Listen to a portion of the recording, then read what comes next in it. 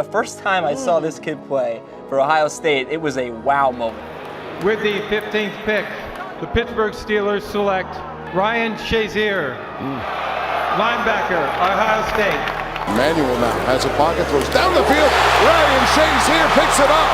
And number 50 is at midfield to the 40, to the 37-yard line. Ryan Shazier is putting on a rinse. 27 yards on the return. He has been as advertised. When Shazier's out there, it's a whole nother ball game. Fires it over the middle. The pass is caught. That's going to be a 3-yard gain to the 17, and a Steeler is down on the play. It's Ryan Shazier. There was a typical tackle. I made that tackle thousands of times. But in that instant, I ended up fracturing some vertebrae in my back and caused me to have a spinal cord injury. Don't call it a comeback. Hi and hello and welcome to Don't Call It a Comeback. We've got a special one today. The subject is Ryan Shazier. Yeah, that's right. We're going to break format today. And you are the person we are talking about, your tremendous comeback story. Sound good to you, 5-0? Sound good to me. All right, let's do it. We're going to go back to your early days, your big success with the Buckeyes, then with the Pittsburgh Steelers, your injury, and then your triumphant, heroic comeback from Wondery. I'm Dave Dameshek. And I'm Ryan Shazier. This is Don't Call It a Comeback. Don't call it a comeback. I've been waiting on this moment my whole life. Can't call it a comeback. Everybody to your feet, make arenas rise. Yeah, I'm saying from the left to right, we get it on tonight. We do it all, but we don't back down. Just give me one shot, one chance, I'ma take it. Fixing up the game, but these records I keep on breaking.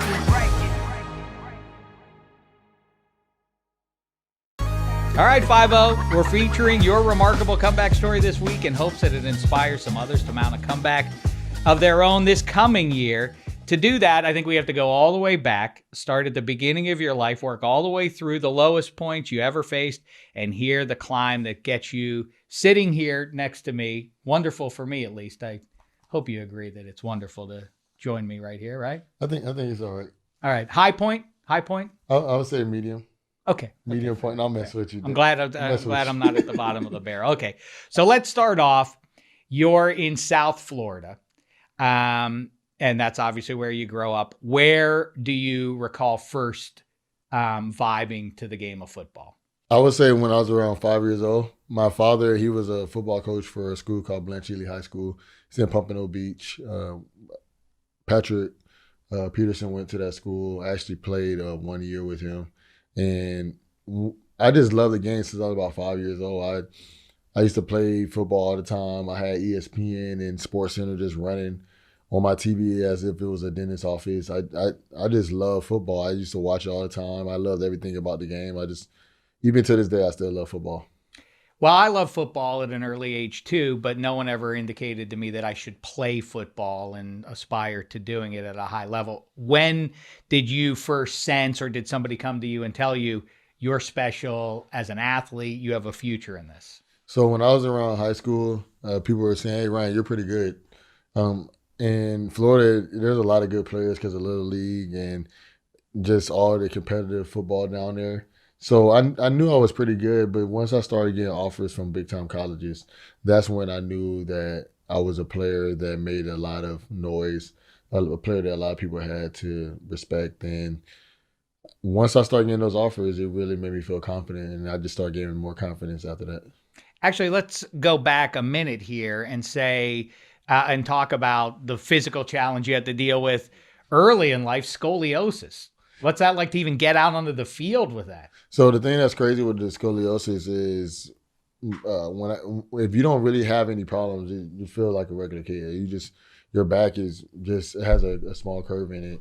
Then I ended up finding out I had a pretty large curve in my back. So my back I wasn't in any pain. I wasn't struggling or anything like that. It was just more about my back. And the doctor was saying the way your back is, if you have any like serious hits, your back bones are more vulnerable to fractures or more likely to get hurt. And with me having scoliosis, they almost ruled me out of playing football. So it really made it difficult when I was in high school, because as a sophomore, I was just starting to get college attention. And then they told me, "Hey, Ryan, you have scoliosis. You might not be able to play football." So that was a very tough moment for me.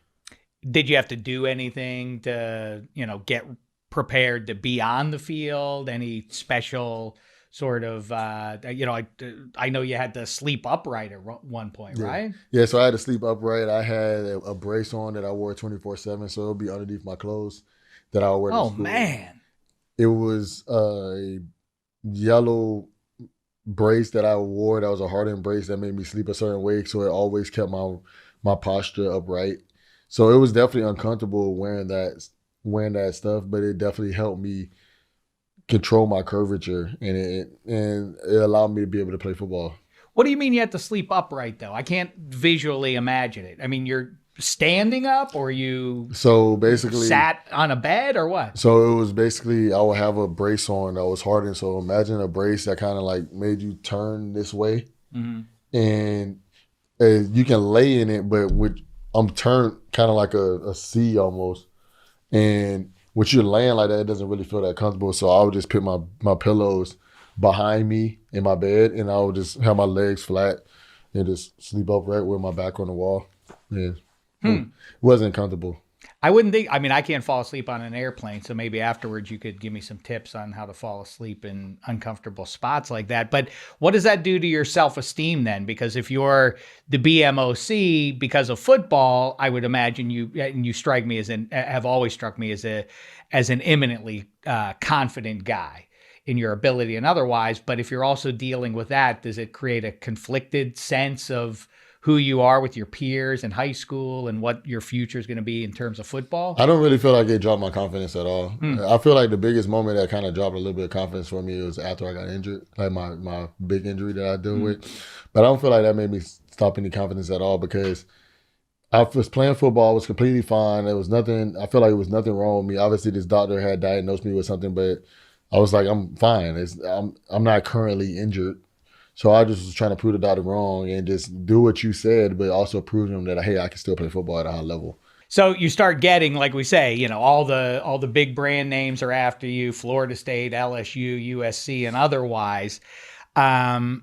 What's that like as a high school kid? I know you don't have something to compare it to, but normal people are not getting heavily recruited by the football teams that are playing on Saturdays on national TV. Did you feel different than your peers? Or you mentioned, obviously, Florida is a hotbed for football talent. Were a bunch of your pals also going through the same thing, also getting those letters, or did you really stand out? I would definitely say I stood out. I had friends that were getting letters, but they were from smaller schools.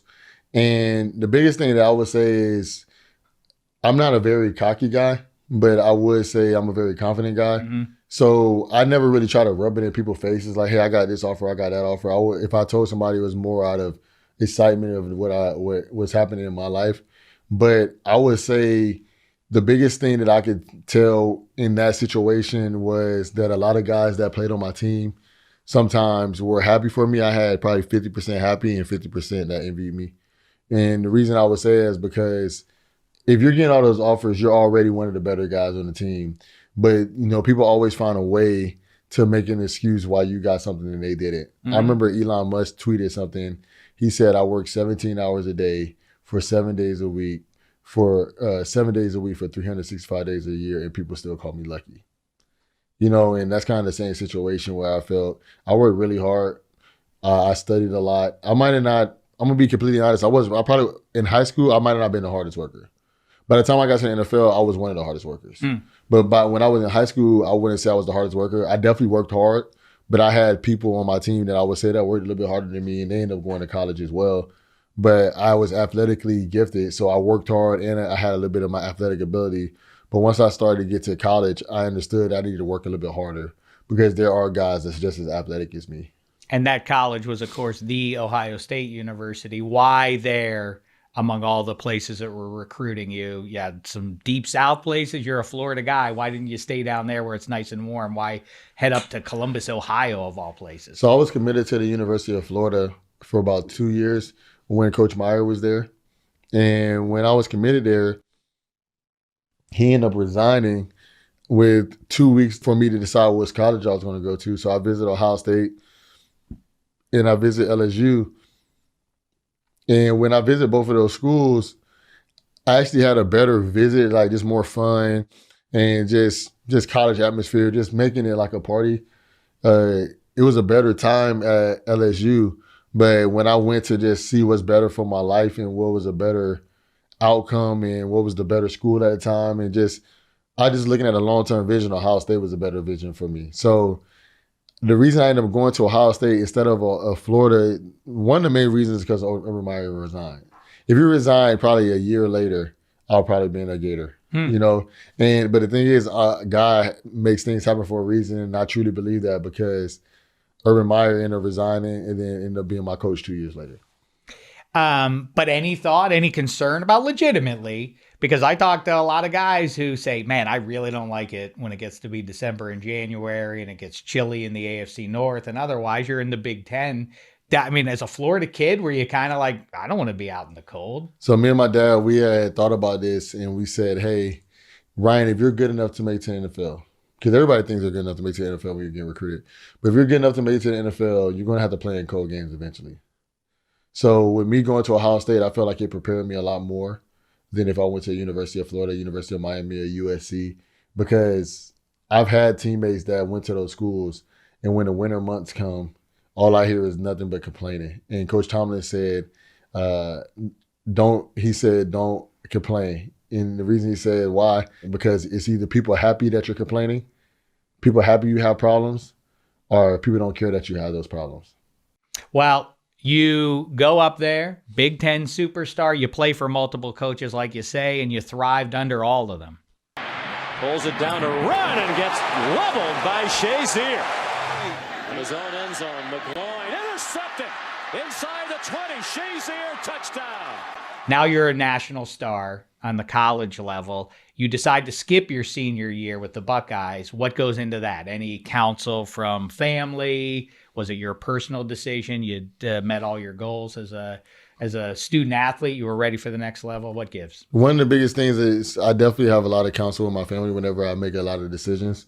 But that decision was, I talked to my family a lot about it. And I was like, hey, I think I'm going to do this. I think I'm going to do that. But that was kind of, my parents like, hey, this is on you. If you want to stay extra year, you can stay extra year. But if you want to leave, you can leave. But I told my dad after my sophomore year, I said, Dad, if I have a year, anything relatively close to this year, I'm leaving. And I started to have a good year. I put in my grade and they said, hey, worst case scenario, Ryan's going to go second round. And I was like, if that's the worst case scenario, then that means I've done everything I could here in Ohio State. And there isn't at that point sort of, you're not working on a backup plan. You are all in that my career is going to be pro football player, right? I feel most people that are great at anything, they don't initially have a backup plan. Most of the time when they're great at something, that's their plan A, and they don't really have a plan B. And then once things with their plan A starts to get fishy, or you have to or you get fired, or you have to do something different, that's when you get a plan B. But whenever you have a plan A, a plan B, and a plan C, once you go into plan A, whenever you get a little bit of resistance in plan A, plan B looks a little bit better. Well, you were the plan A for one pro football team that resides on the banks of the Three Rivers. I was there that night, Radio City Music Hall. Here's what that sounded like. With the 15th pick in the 2014 NFL Draft, the Pittsburgh Steelers select Ryan Shazier, linebacker, Ohio State. Wow. He's one of the fastest linebackers I've ever seen come out of college football. What do you remember about your draft night, aside from talking to me about 20 minutes after your name was called out there? One of the things I remember from my draft night, it was just so crazy because I was one of the top 15 players taken in that draft. So just to think about this, the players that went ahead of me in my draft were Jadeveon Clowney, Aaron Donald, Odell Beckham, Khalil Mack, Jake Matthews. Just haven't heard of those names, but anyway. Just some pretty household names, when it comes to the game of football. And to me, I knew I was going to be a good player, but I knew I wasn't going number one overall. And I was like, I'm probably going to get drafted like 14th, 15th. So the one thing I can really remember from my draft is that I wasn't expecting to go to the Steelers because they already told me that I wasn't going to go there. Who tells you that? So Keith Butler, and he jokes around about it all the time. The linebacker coach at the time. Yeah. So I went to visit the Pittsburgh Steelers in Pittsburgh, and Keith Butler was like, "Hey, Ryan, you're a phenomenal player. I'm gonna be completely honest. I don't know why you're visiting us because I don't think we need a linebacker." So I was like, "All right, well, if he's saying that, that means I'm probably not coming here." The linebacker coach saying that, so I was like, "All right, cool." So I'm probably gonna get drafted after the Steelers. I was like, "I'm not gonna go. I would love to go top 10, but I was like, I'm probably not gonna go top 10." One thing I can say about myself, I feel like I'm very realistic when it comes to things. If I'm not doing something the right way, I feel like I'm pretty realistic. Obviously, I have very high expectations, but one thing I am is realistic. So I was like, I'm probably not gonna go top 10, but I probably can go like top 15 later. And I started getting put my shoes on, and they told me, "Hey, the Dallas Cowboys are about to draft you." And I was like, "All right, well, I'm about to go to Dallas," because I visited there and I talked to Jerry Jones, and it seemed like he really liked me when we were talking. It seemed like it was a great time, and so I was like, "Oh, yeah, I'm going to be a Dallas Cowboys." Then the Steelers called me. And then I'm going to be honest, I couldn't be happier. You must have been thrilled beyond the brand that is the Steelers by the specific guys you were running out there with. They're on the tail end. There's some guys on that defensive side of the ball that are still basking in the glow of those Super Bowls, Troy Polamalu on down, and then transitioning into the new generation. Cam Hayward, one of the constants in that, TJ Watt arriving, and so on. Was that a thrill for you? Intimidating on any level? Did you feel like water finds its level? This is where I belong with these superstar guys? I definitely felt like this is where I belong. I never go into a situation where I feel like I don't belong here. I just don't, like, unless I go to like a Harvard, not psychology, like a philosophy meeting or something, then I'm gonna be like, yeah, I don't belong here.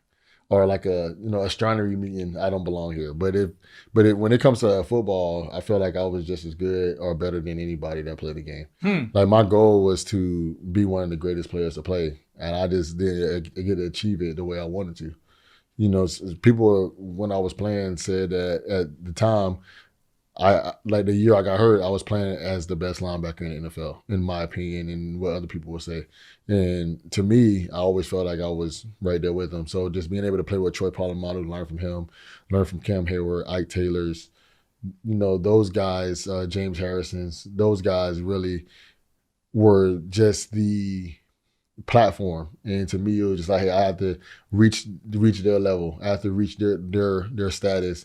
And then when TJ Watt came in and Cam Hayward, I just really feel that it's just a blessing to play with all those guys, because I feel James Harrison, he's on the cusp of being a Hall of Famer. Troy Polamalu is a Hall of Famer. I think TJ Watt has the possibility to be a Hall of Famer. Well, listen, I'm not going to, like I say, argue with you too much. I think he does wind up with a gold jacket on his back a few years after he hangs it up. But in the meantime, you're in there and you are pretty much from day one thriving, which is a little anomalous with the Pittsburgh Steelers. They don't generally put a rookie guy in a big spot there. Does Mike Tomlin, even though surrounded by these big name guys, big personalities too, we talk about some of those guys on the defensive side with the Steelers in that era, does Mike Tomlin come to you and say, you're the linchpin to what I need to do? Specifically, his defense requires speed at linebacker to make those deep drops to cover things up. Does he indicate that to you? Because you're an eminently, as I say, you've always struck me as a very quietly confident guy, very matter of fact about, like, yeah, I'm good at football. Yeah. You're not bragging about it at all. But does that hit you as like, wow, I got a lot of weight on my shoulders here? So when I was a rookie, I didn't understand it at first, because they just literally threw me in the mix. They just threw me in the mix, and I was starting right away. I was calling the plays right away, and I was like, wow, like this is not what I expected. I thought I was going to have to earn my spot a little bit more. I thought I was going to have to, it's going to take time. And it was like, nope, Ryan, you're a first rounder. You're going in there, you're starting from jump, and we're going to need you to help us make plays. So it was a little bit different when I first got there, but I really started to understand. And Coach Tomlin actually came to me and was like, hey, Ryan, like, you are the quarterback and you are the centerpiece of this defense, like basically my third year. And we kind of talked about it, and it made me understand what level of football I need to play at. Also, you would go on the field shirtless before games. What gives with that? So I have a story behind that, and the reason I went on the field shirtless is because one game I was not feeling well. I felt like I had a flu or a cold or whatever. And when I first started playing, we didn't really wear sleeves and on defense because it was a toughness thing. I don't understand how they consider it tough, but it was a toughness thing. And they said, basically, Ryan, you're not going to be able to wear sleeves this game. And I was like, hey, I'm sick. I need to stay warm. I don't feel good. It was a really cold game. And it was like, nope, you got to wear sleeves. I mean, you can't wear sleeves. And James Harrison and the captains of the defense was like, hey, we're going to fine you $5,000 per sleeve. And I was like, this makes no sense. So I went to Coach Tomlin and I was like, hey, like these guys are tripping. He was like, I'll back them up. And I'm like, are you serious? So then basically I said, hey, if I die out here or, if I die out here, it's on you guys. So I was like, forget it. I'm just going to go out there and warm up with no shirt on. It was like 25 degrees and 9-mile-an-hour winds. So it was just, with the wind chill, it was like 18 degrees. And when I end up playing in the game, after the game, I warmed up with no shirt on. A guy came up to me and was like, hey, like, Ryan, you're tripping, man. It was like freezing out there. How you warming up with no shirt off? And then I was thinking, I'm like, we just played a whole game and that's what you want to talk about? So I was like, oh yeah, if you thought about this whole game, I have a little bit of an advantage on you because you were thinking about me having no shirt on this whole game and how cold it is. I knew obviously I wanted to play this game more than you because that's what's on your mind. So I was like, I have a small competitive advantage. Then I just started doing it from there. Yeah. I love it. Great psych out. You never follow through with what I counseled you to do. Play a first quarter like that. Then the other team would be completely freaked out with you shirtless out there. But okay. The NFL will let you do that. Listen, I'm not worried about the rules. Okay, so I think that this is a good place to take a break here. We talk about the fact that you're, a college star now transitioning into being a superstar at the highest level. Everything's going great in life. And when we come back, we'll talk about how quickly all of that changes and how you have to basically redefine yourself and what the rest of your life's going to be. Don't call it a comeback.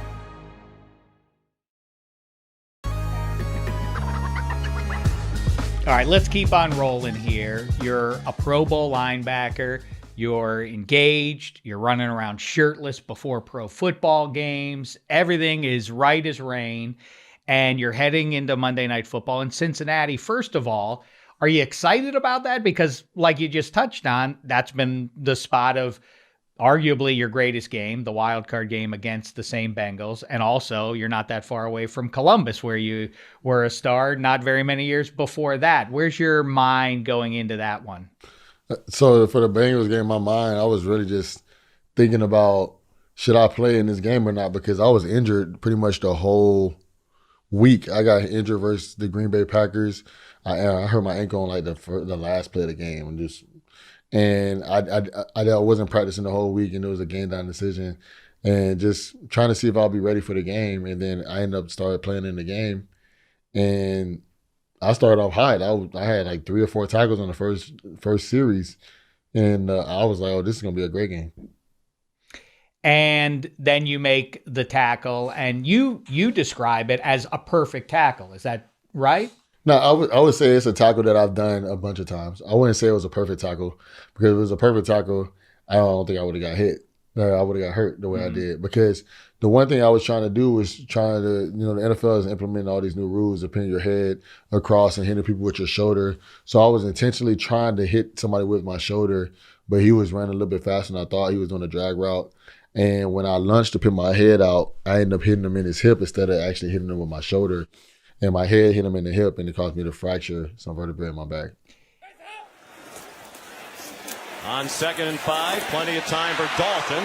They're short of the first down on the catch by the rookie, Josh Malone. And Ryan Shazier, the leader of this Pittsburgh defense, is not getting up. What do you remember then from that moment on? I mean, watching it on TV only, there was something to it that made me it was different than other injuries almost instantaneously. But obviously, how you react in the moment is more important.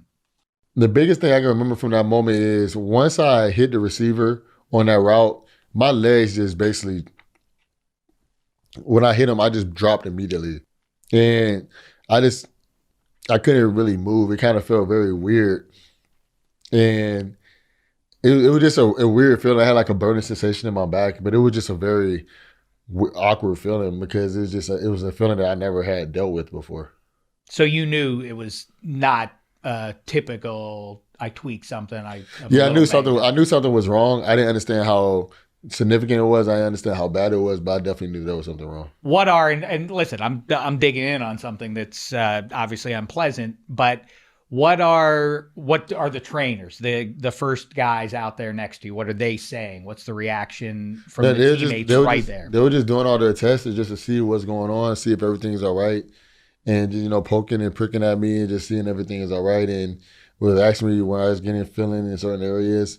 And when they was asking all those questions, it's just the answer was, I can't feel that. I can't feel this. I can do this. I can't do that.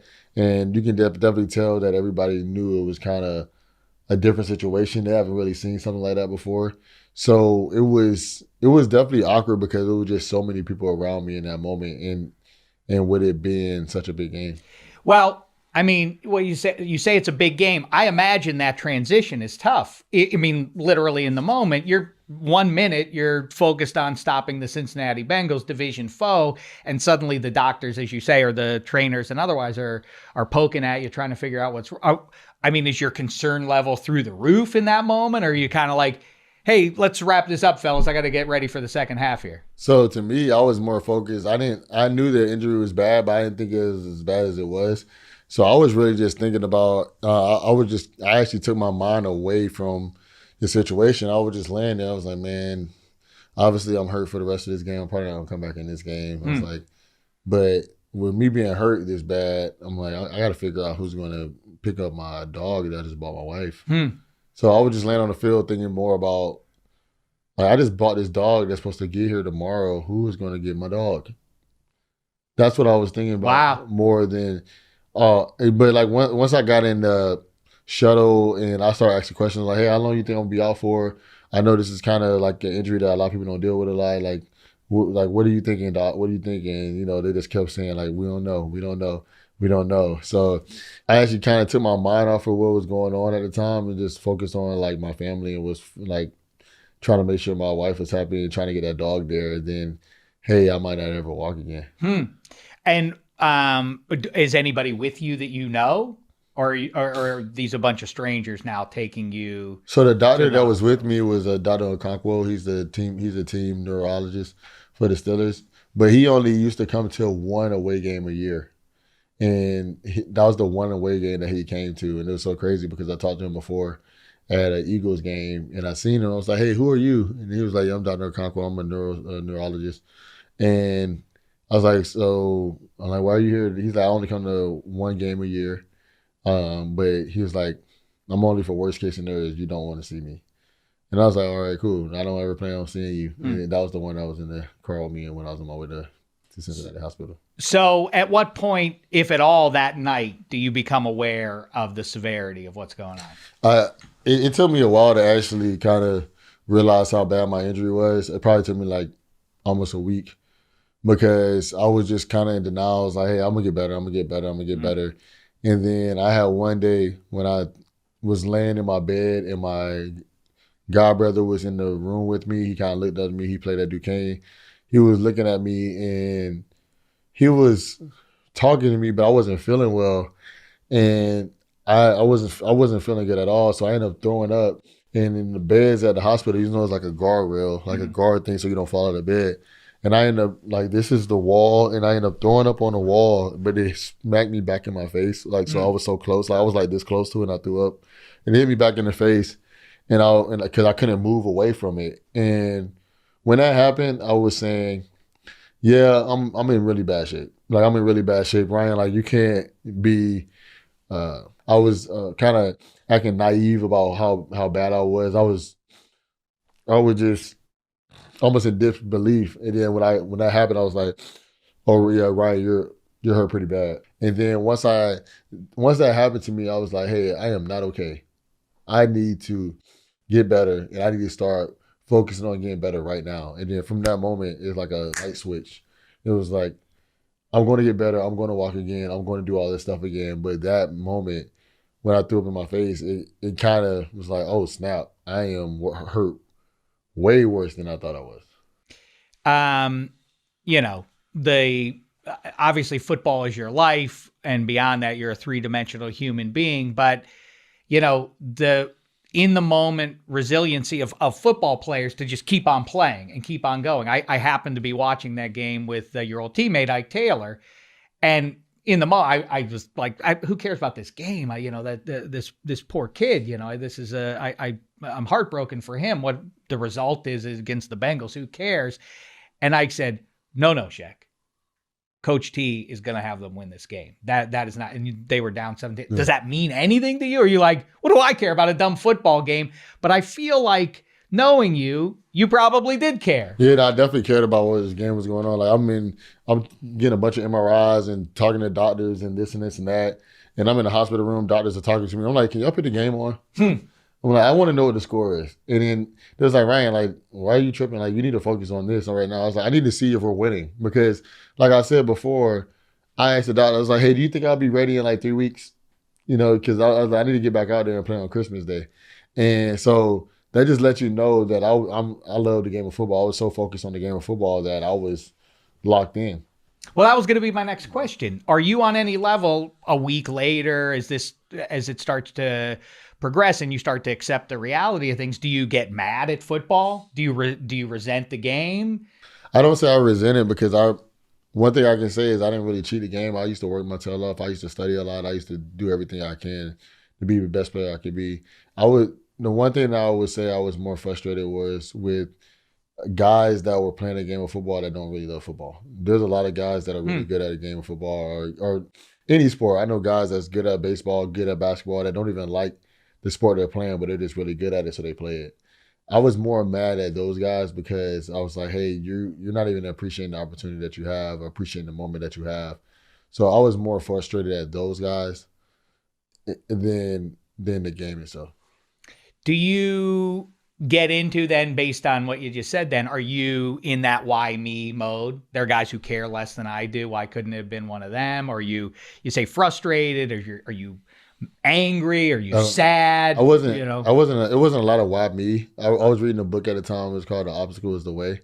So just talking about don't allow the obstacle to change your way, but allow you to change your obstacle. And basically it's like allow the obstacle to become you, basically. And one thing that I started to really think about, and I didn't really ask a lot of why me, because I was just like, I need to take care of what I need to take care of. But if you ask why me, you're basically saying why not somebody else. Are you then, as the doctors start to provide you with diagnosis long term, what chances are you given to be upright walking around and otherwise? I mean, at what point does that become an issue that I may not even, forget playing football, but, to be able to walk around? I remember there was one situation where a doctor told my wife, yeah, Ryan's probably never going to walk again. He's probably going to be less than 20% chance of walking. And she almost cussed that doctor out. Yeah, she was pissed off at the doctor. It wasn't the doctor that did my surgery, but Michelle still to this day remembers that doctor's name, knows what she looks like, and is not a fan of her. And she was like, if she see her again, she'll be like, I told you so. But yeah, they did give me less than a 20% chance of walking. But I can't get mad at that doctor because she's just going off of the stats of the surgeries and the patients that she worked with before. So do you find yourself in some sort of competitive mode that you would have applied to football, but with this, I'm going to show that doctor who gave me less than 20% chance and so on? Is that part of what, lights a fire under you? So yeah, I wouldn't say her per se, but I would definitely say it did light a fire under me. I definitely was like, I'm going to walk again. I don't care what nobody says, I'm going to walk again. I'm going to do what I have to do. I'm going to study. I'm going to work out. I'm going to rehab. I'm going to do everything I need to do to walk and try to play football again. And I kind of just went on, and me and my dad had just talked about it, and we set goals, and we just started doing short-term goals. And it was like, hey, every little thing that I do, we're going to call it a first down. So every time I did something, I was like, that's a first down. That's a first down. That's a first down. I know a lot of people are like, you play defense. Why you don't say something on the defense side of the ball? And the day, football is football. And that day, my goal is to get better. My goal is not to be very specific about how I'm getting better. It was just about trying to get first downs and touchdowns. I mean, professional football is not a long-term career if you don't go into coaching.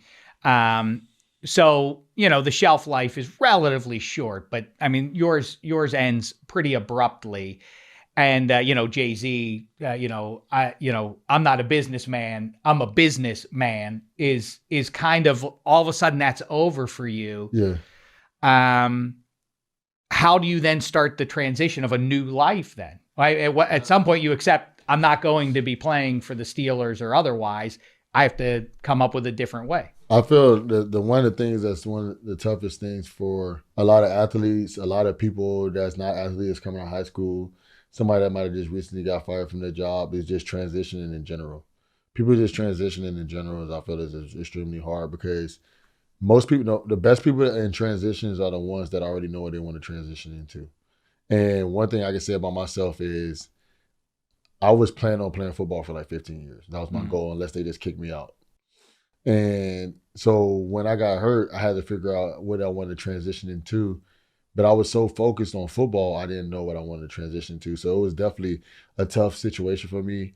I definitely took some time to really think about what I wanted to do next and see what it was going to be best for my family. But in the transition phase, it was definitely something that was not easy for me. It was definitely something that I was not looking to doing at that age. No, I mean, certainly not. Well, I say certainly not. So there was never a time, I mean, football is a contact sport. We know the stories about the dangers. Obviously, the NFL, as you said earlier, is trying to change tackling technique and so on to prevent these things, ideally.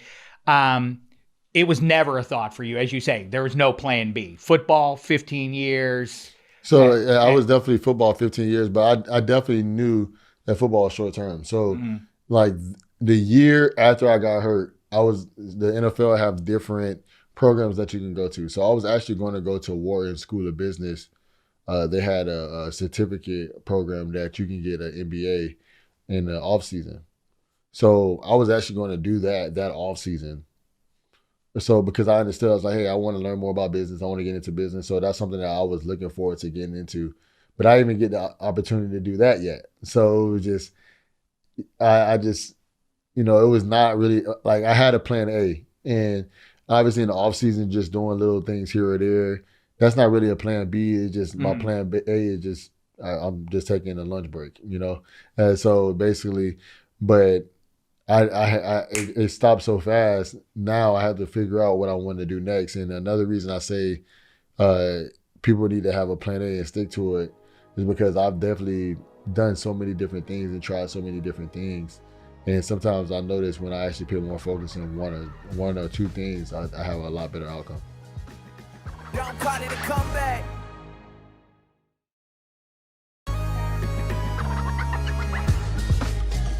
So amidst all this, you're going through the surgery. You emerge from that. The doctors continue to inform you what the future is going to look like. And all the Steelers are showing up on the sidelines, coaches and otherwise, wearing a 50 T-shirt. A lot of people in Pittsburgh went out and got them as a show of support for you.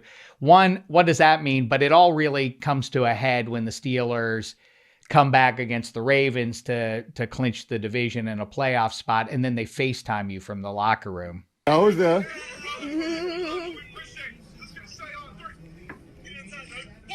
So, oh, yay, babe.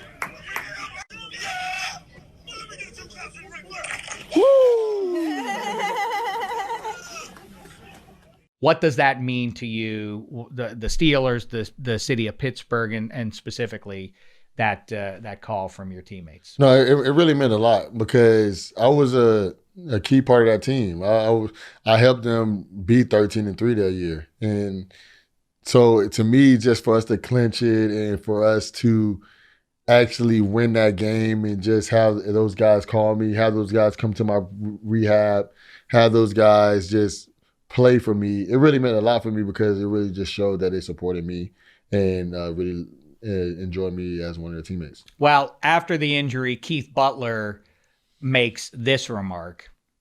All I am is hopeful that he gets well. I'm not worried about him playing for us again. I'm more worried about him. And so I think y'all been updated as much as we have. So, you know, the thing that we're hopeful for, prayerful for, that he comes back and he's going to be okay. The football stuff is secondary. His life is a lot more important to me than football. How'd that strike you, hearing that from the guy who told you a few years before that you were never going to be a Pittsburgh Steeler in the first place? No, it definitely means a lot to me because I know Coach Butler said that he never thought I'd be a Pittsburgh Steeler, but me and him have a great relationship. You know, it was, I think he even said in an interview later that I was like one of his favorite players to coach. You know, so I think to me it really means a lot because it just shows you the relationships that coaches and players build when they're playing. Because sometimes coaches or people just see players as almost like a robot or just as somebody that's unhuman. And to me, he played in the NFL. He understands what it's like, and I just really appreciate him just thinking about me like that. Well, some of your teammates, the main concern for them, again, was not whether or not you were going to be playing football, but how were you going to play with your son, who, as I already mentioned, it was very clear to anybody who talked to you, you know, during that window while you were in the NFL, how much your little boy meant to you.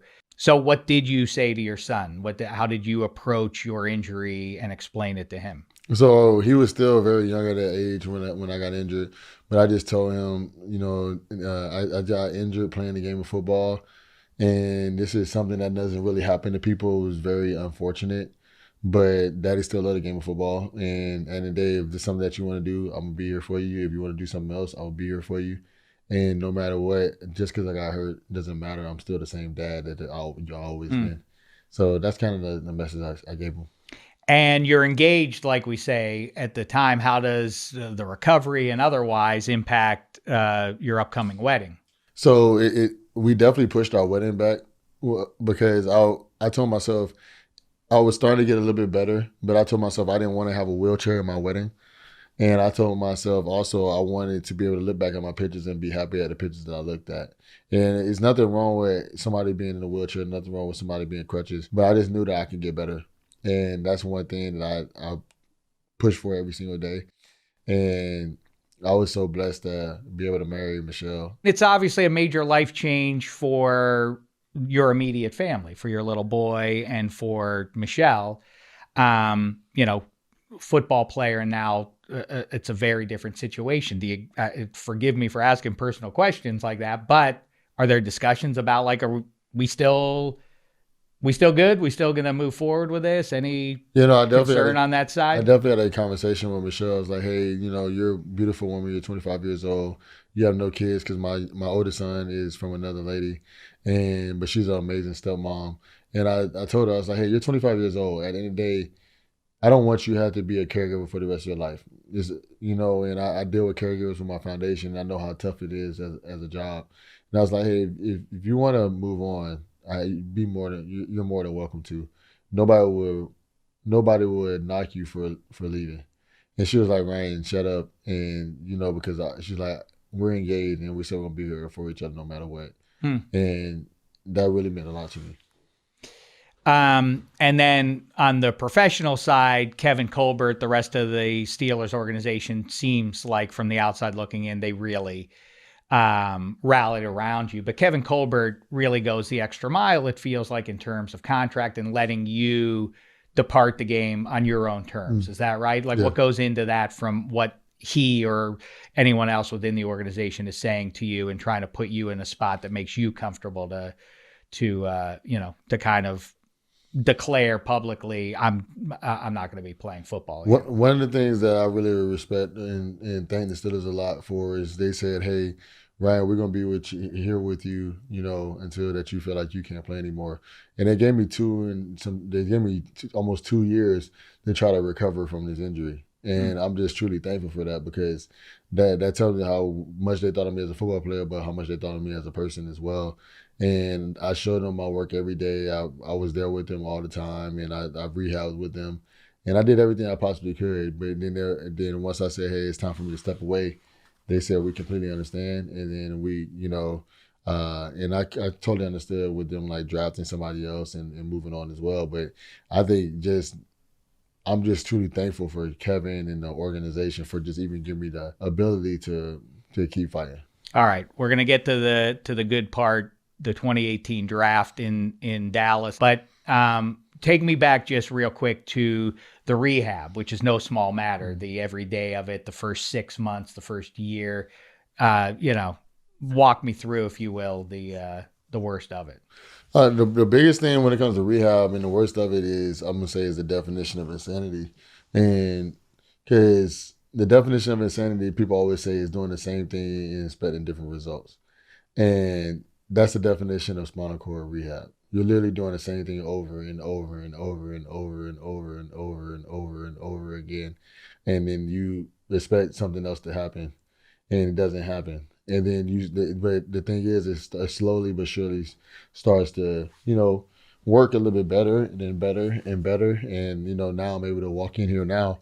But pretty much those first month, it felt like insanity. Then the second month, it felt like insanity. Then the third month, it got a little bit better, but it still felt like you're not making progress. And the progress is so small, but it's big. So it's so small that you don't feel it in the moment, but you look down from 6 months from now, you made huge progress. And that's kind of how it goes. Boy, if anything, I mean, that seems to be the message, because I imagine that the tedium and concern about, is this leading to anything, is the message that people going through anything like that you had to go through need to hear right now.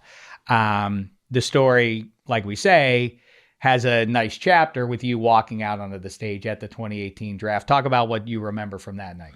That was a great night, because I remember I talked to Roger Goodell earlier that year, and I talked to him about, hey, I think I would be ready to try to walk in public at the draft. And he's like, hey, if that's something that you want to do, we'll let you call it a first round draft pick. So I told my trainer, I was like, hey, I told Roger Goodell I'm walking out for the draft. And he was like, what? He was like, I don't know if you're ready yet. And I was like, well, I got to be ready now. So it kind of helped us push a little bit harder in our rehab. And then just to be able to walk on stage with Michelle and call out Terrell Edmonds' pick is something that I would never forget. And I just thank the NFL for allowing me to even be part of that. Please welcome, joined by his fiancée Michelle, Ryan Shazier. Yeah, it was a great moment. But are you thinking at that time, maybe I'll still get to play again? Am I getting it wrong with the timeline to say that at some point before that you acknowledged I'm probably not going to be? No, that was actually only like 6 months after the injury, so I definitely thought I would be playing again. Huh.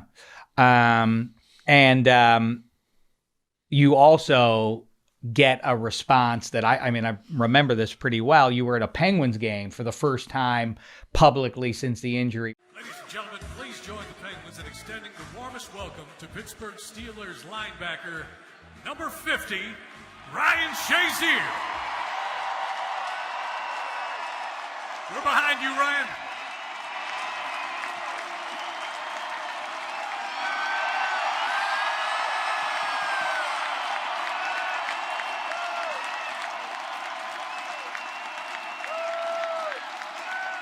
I remember you getting quite a reception from the people wearing black and gold there that night. Yeah, no, that was an amazing experience, because that was my first time like standing up in public. Everybody see me in a wheelchair, but I just stood up in public and just kind of like just waved at everybody and just say thank you so much for just supporting me and just being here for me. The Steelers fans, the Penguins fans, the Pirates fans, ever since I've been in the city, have always been embraced me and always treated me with love, and I'm just thankful for it. And on any level, does the football, the tedium of football practice, does that inform your rehab in any way? Are you sort of like, I've been through this in August? That's the one thing about playing sports, is just how much practice and just doing things over and over and over again, it causes you to get used to that type of rehab. And I was super ready for rehab, because I just understood that this is something that I had to do. This is something that I had to get used to, and this is how life is. So yeah, I definitely was used to that and was okay with it by the time I had to do the rehab. It wasn't fun, but football definitely prepared me. And so now we can jump ahead another year here from that draft night, 2019. You do finally marry Michelle. What stands out to you from that night? Oh, man, it was amazing, because everything went perfectly on that night. I was able to dance with my wife. A lot of wonderful people were there. to celebrate the moment. Mike Tomlin said watching you dance made him weep.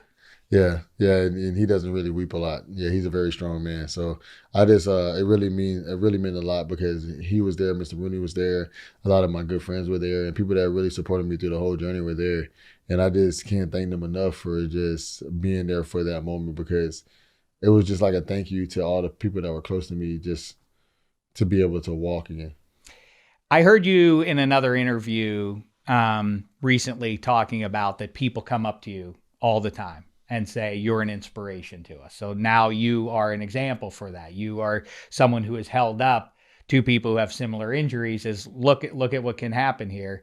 What was your response to that? That's not your favorite compliment? No. I said I'm very appreciative of it because of the hard work I put in, but I noticed that a lot of people say it more often than I would like.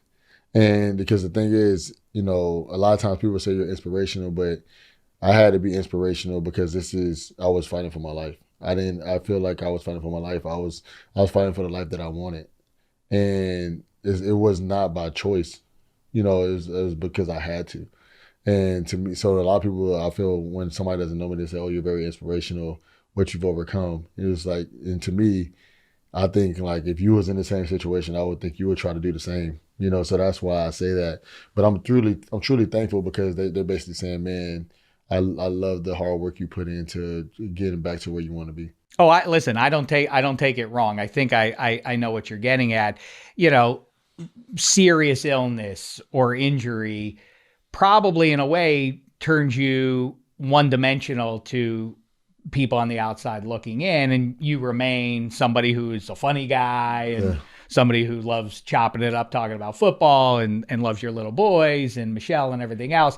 That's kind of what you're getting at, right? Is that people, you want to be treated as you've always been treated, basically, not as something different because of your injury. Is that? No, I completely agree. No, that's exactly where I'm kind of coming from with this. It's just, I just want to be treated for just the Ryan that everybody knew me before, and a good person, a good human being, and somebody that people are like, oh man, I really like spending time with Ryan. I really enjoy Ryan. So it was more, I like more of that than, hey, you're inspirational. But and they pretty much, when they say you're inspirational, you overcome something that nobody expected you to do, and now you're doing great things again. And to me, I think they're just saying like, we appreciate the work you put in. Well, listen, I've been in proximity to, the illnesses, everybody's experienced that themselves or been close to people who have, and you say you're not why me about it. What it seems to me is when you're going through that, what you realize is there are a lot of people out there going through this, and there's a community out there, but you have a different level of celebrity or recognition to strangers and so on. So what message, what thought do you have for anyone who's at the front side of going through what you've come through clean and built this great life for yourself? The one thing I would just come through with this is just perspective. It just, when you're going through something, everybody has to understand that no matter what you're going through, right now I can go outside and fall off the step and, have another spinal cord injury. Right now I can make a phone call and find out some bad news. No matter what you're going through, something in life is going to hit you, and just depend on what perspective you put into it and how you're going to try to make a change. So the biggest thing for me is just don't regret nothing and really just give your all in pretty much everything you do. And that's, and I feel when you do that, more positive outcomes come than negative ones. Well, the name of your book that's right behind you, hovering over your head there, Walking Miracle.